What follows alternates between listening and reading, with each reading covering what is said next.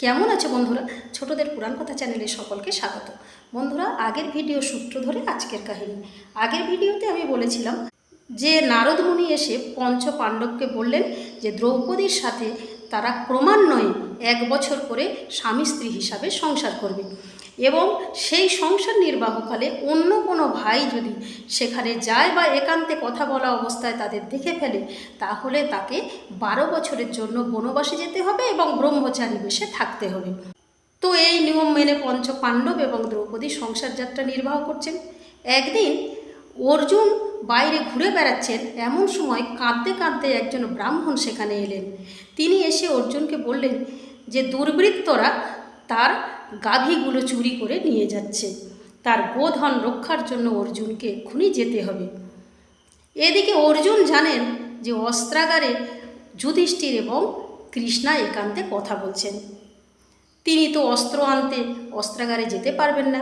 তিনি ব্রাহ্মণকে বললেন যে আপনি চলুন, আমি আপনার গোধন রক্ষা করব। কিন্তু ব্রাহ্মণটি বললেন যে অনেকগুলি চোর এসে তার গোধন চুরি করে নিয়ে যাচ্ছে, অস্ত্র বিনা অর্জুন তাদের সঙ্গে লড়াই করতে পারবে না। অর্জুন যতই বোঝায় যে আমি অস্ত্র ছাড়া তাদের সঙ্গে লড়াই করতে পারবো, কিন্তু ব্রাহ্মণটি কিছুতে শুনবে না। তখন অর্জুন বাধ্য হয়ে অস্ত্রাগারে এলেন এবং অস্ত্রাগার থেকে অস্ত্র নিয়ে গিয়ে ব্রাহ্মণের গোধন রক্ষা করলেন এবং দুর্বৃত্তদের বধ করলেন। তারপরে তো অর্জুন ফিরে এলেন।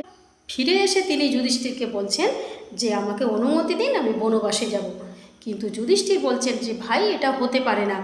ছোট ভাইয়ের সঙ্গে যদি কৃষ্ণা থাকতো, তাহলে জ্যেষ্ঠ যদি সেটা দেখে ফেলতো, তাহলে তাকে বনবাসে যেতে হতো, ব্রহ্মচারী হয়ে থাকতে হতো। কিন্তু তুমি আমার ছোট, তুমি আমাদের দেখে ফেলেছো, এতে কোনো দোষ নেই। কিন্তু অর্জুন বললেন যে আপনি স্নেহ পরবশ হয়ে আমাকে একথা বলছেন, আমি যদি নারদ মুনির শর্ত না মানি তাহলে আমি পাপে পতিত হব, আমাকে বনবাসে যেতেই হবে। এই বলে অর্জুন যুধিষ্ঠির এবং অন্যান্য গুরুজনদের কাছ থেকে বিদায় নিয়ে বনবাসে গেলেন। বন্ধুরা, আজকের এই পর্যন্ত। পরের দিন বলবো এর পরের অংশটুকু। আজকের কাহিনী কেমন লাগলো তোমরা লাইক কমেন্টস করে দিও। নিয়মিত আমার কাহিনী শোনার জন্য বন্ধুরা আমার চ্যানেলটিকে ফলো করে রেখো।